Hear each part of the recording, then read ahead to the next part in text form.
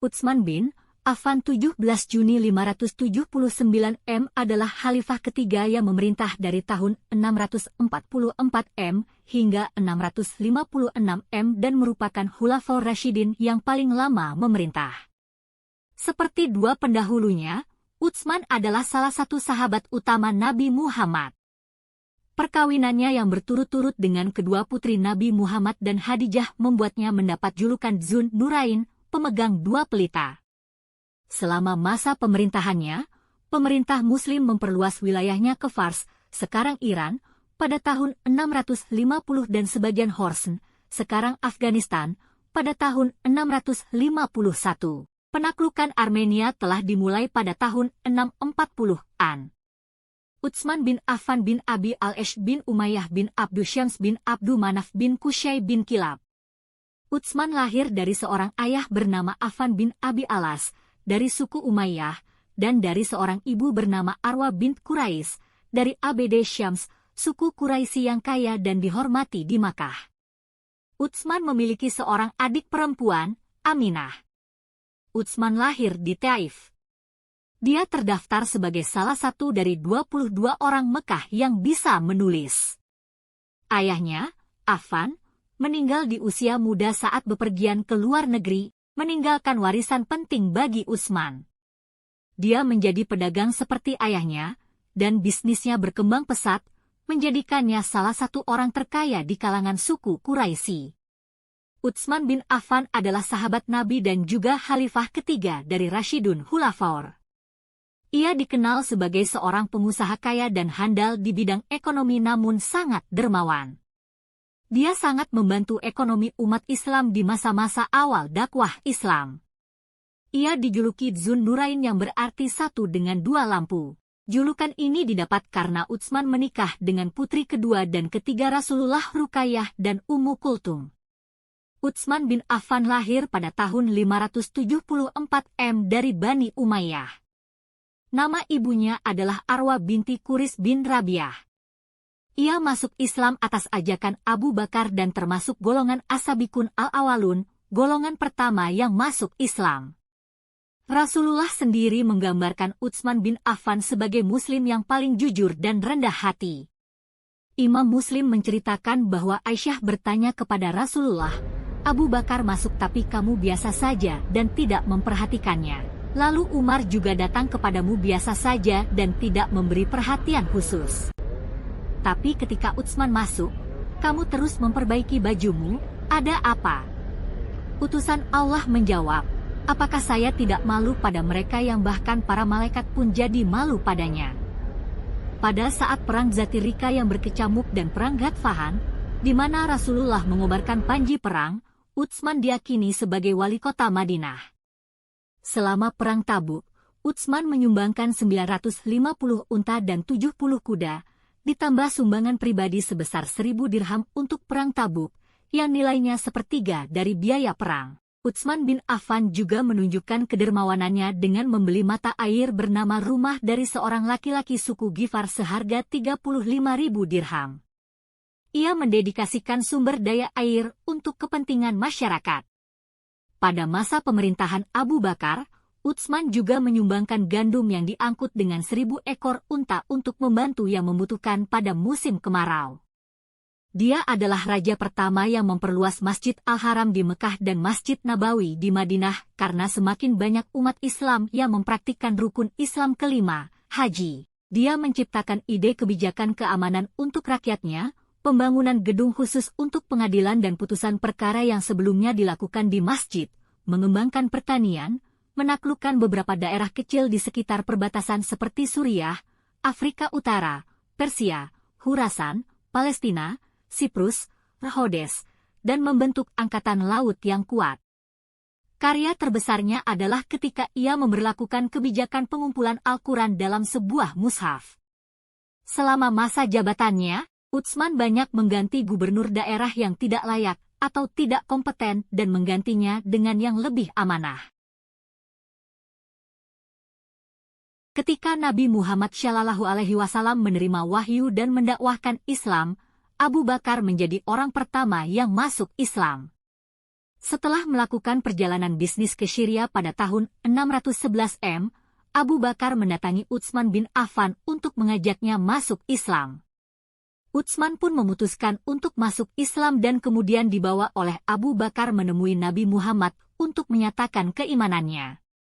Dengan cara ini, Utsman menjadi salah satu orang pertama yang masuk Islam, setelah Ali, Umar, Abu Bakar dan beberapa lainnya. Sejak saat itu, ia tetap setia kepada Nabi Muhammad SAW dan menjadi salah satu sahabat utama Nabi.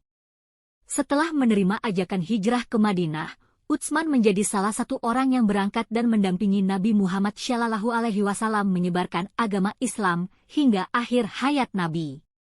Utsman menerima Islam dengan mudah, karena dia mendapat penglihatan seperti mimpi ketika dia kembali dari Suriah.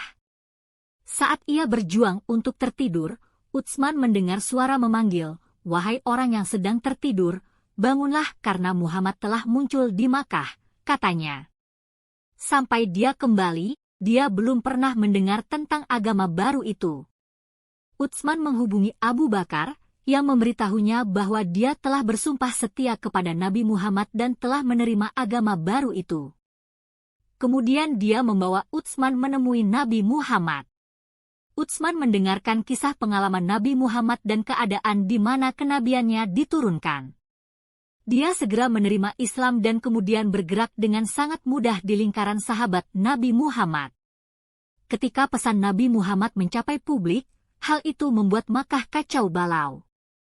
Banyak pemimpin takut kehilangan uang. Pesannya yang hanya untuk Tuhan berarti bahwa masuknya peziarah ke Ka'bah untuk menyembah banyak berhala sekarang akan melambat atau bahkan berhenti. Tantangan setelah bergabung dengan Islam. Ketika barisan pengikut Nabi Muhammad mulai tumbuh, kaum Quraisy memulai kampanye penganiayaan dan pelecehan terhadap Muslim baru. Kaum Quraisy siap berjuang untuk melindungi berhala mereka dan juga untuk melindungi cara hidup ekonomi dan sosial mereka. Kampanye dengan cepat meningkat menjadi kekerasan dan pelecehan dan bahkan anggota keluarga mereka tidak aman. Penerimaan Utsman terhadap Islam menyebabkan reaksi balik di keluarganya sendiri. Ayah Utsman sudah meninggal tetapi pamannya berusaha menahan Utsman. Dia mengikat tangan dan kakinya dan menguncinya di lemari. Ibu dan pamannya ingin dia berhenti memeluk Islam, tapi dia menolak. Utsman juga menghadapi pilihan sulit dalam pernikahannya. Istri-istrinya menolak untuk menerima Islam dan meskipun dia berusaha meyakinkan mereka tentang keindahan Islam, dia akhirnya harus menceraikannya. Ketika Nabi Muhammad SAW wafat pada tahun 632, Abu Bakar menjadi khalifah yang berkuasa atas umat Islam. Pada masa ini, Utsman bin Affan dan kawan-kawan lainnya menjadi penasehat utama pemerintahan Abu Bakar. Setelah kematian Abu Bakar pada tahun 634, Umar bin Khattab menggantikannya hingga kematiannya pada tahun 644. Setelah Umar menjabat sebagai Khulafaur Rasyidin kedua, Utsman tetap tinggal di Madinah untuk menjalankan bisnisnya dan ikut serta dalam pemerintahan. Berbagai peristiwa ia alami, hingga Umar bin Khattab meninggal dunia karena dibunuh oleh Abu Luluah. Setelah itu, dilakukan diskusi untuk memilih khalifah berikutnya. Ada 6 kaliber calon yang diajukan, yakni Ali bin Abi Thalib, Utsman bin Affan, Abdurrahman bin Auf, Sa'id bin Abi Waqqas, Zubair bin Awam dan Talhah bin Ubaidillah. Namun, Abdurrahman bin Auf, Sa'id bin Abi Waqqas, Zubair bin Awam dan Talhah bin Ubaidillah mengundurkan diri, meninggalkan Utsman dan Ali sendirian. Setelah dilakukan jajak pendapat, mayoritas menginginkan Utsman menggantikan Umar sebagai raja ketiga. Maka pada bulan Muharram 23H atau 644 M, Utsman bin Affan menjadi khalifah pada usia 70 tahun. Masa pemerintahan Utsman bin Affan. Salah satu hal yang dilakukan Utsman bin Affan selama menjadi khalifah adalah memperluas wilayahnya dan mendirikan armada angkatan laut.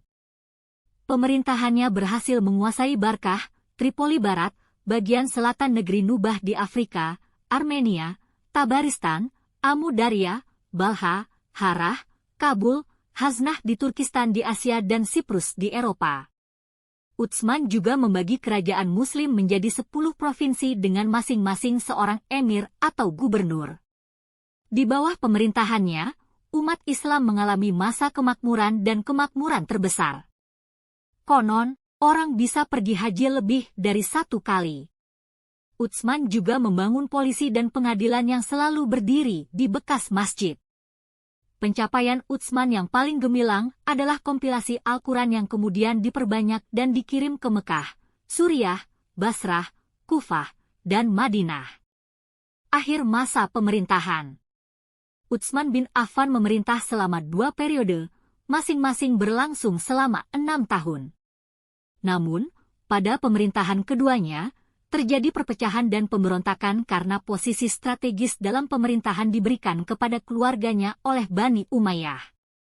Pada tahun 35H atau 655 M, sekitar 1.500 orang datang ke Madinah untuk memprotes kebijakan Utsman. Namun, karena tidak mendapat tanggapan, protes tersebut berubah menjadi pemberontakan yang menggulingkan rezimnya. Utsman dikepung oleh pasukan ini, tetapi menolak untuk berperang karena dia tidak menginginkan pertumpahan darah di antara saudara-saudara muslimnya. Khalifah Utsman bin Affan meninggal pada tahun 656 setelah seorang pemberontak bernama Al-Ghafiqi berhasil masuk melalui atap dan menemukan kamarnya. Penyebab kematian Utsman bin Affan adalah pukulan di kepala. Keteladanan Utsman bin Affan. Berikut 5 contoh keteladanan dari seorang Utsman bin Affan. 1. Peduli agama dan umat. Utsman bin Affan disebut-sebut sebagai khalifah ketiga setelah wafatnya Umar bin Khattab. Terpilihnya Utsman bin Affan karena sikap dan perilakunya yang mulia dan ikhlas dalam usahanya mengembangkan Islam. Setelah menjadi khalifah, banyak yang dilakukan untuk memajukan Islam. Salah satu jasanya adalah mendirikan kelompok penerbit Al-Quran yang diketuai oleh Zaid bin Sabit. Hal ini karena ketertarikannya kepada umat Islam tentang cara membaca Al-Quran karena teks-teks yang ada tidak memiliki urutan dan ada perselisihan tentang cara membacanya. Langkah pertama adalah mengumpulkan mushaf Al-Quran yang ada di masyarakat. Karena mushaf Al-Quran di kalangan masyarakat bisa saja tidak sesuai dengan kebenarannya. Tugas selanjutnya adalah menyalin dan menyusun mushaf Al-Quran yang ada kaitannya dengan mushaf-mushaf yang disimpan oleh Hafsah binti Umar yang masih terpelihara dengan baik dan benar. Al-Quran yang direkam atau diterbitkan kemudian disebut Mushaf Al-Imam atau Mushaf Utsmaniyah untuk dijadikan pedoman dalam membaca Al-Quran yang benar. 2. Kedermawanannya. Utsman bin Affan dikenal sebagai sosok yang dermawan. Pada masa Khalifah Abu Bakar, kota Makkah dilanda kelaparan akibat musim kemarau yang berkepanjangan. Ketika datang dari negeri Syam, Utsman datang kafilah dagang dengan 1.000 unta membawa makanan. Sebelum memasuki kota, rombongan Utsman dihentikan oleh para pedagang Mekah untuk membeli semua barang bawaan Utsman dengan imbalan keuntungan yang banyak. Namun Utsman tidak tergiur sama sekali karena ia berniat memberikan semua barang yang dibawanya kepada fakir miskin. 3. Keberanian. Khalifah Utsman bin Affan tidak kenal takut di hadapan 120.000 tentara Romawi di Afrika Utara yang diperlengkapi sepenuhnya untuk perang. Ketika wilayah Islam meluas dan banyak wilayah dikelilingi oleh lautan, untuk melindungi wilayah Muslim dari serangan musuh, Khalifah Utsman mendirikan armada dan pasukan angkatan laut. Islam selalu menang dalam pertempuran laut. 4. Sederhana dan rendah hati. Utsman bin Affan tergolong orang kaya, namun ia tidak hidup dalam kemewahan. Perilakunya dalam hidup sederhana dan tidak mencolok, seperti berpakaian, makan, dan hidup. Syurahbil bin Muslimin melaporkan bahwa Utsman biasa makan enak seperti yang biasanya disajikan oleh para penguasa, tetapi di rumah dia biasa makan roti dengan cuka atau minyak. 5. Teguh dalam iman. Setelah mendengar Utsman bin Affan masuk Islam, pamannya Al-Hakam bin Abil Ash sangat marah. Utsman diikat dan dipukul berkali-kali untuk kembali ke agama leluhurnya. Namun Utsman tetap teguh pada keyakinannya dan tidak akan meninggalkan agama yang diajarkan Nabi bagaimanapun caranya.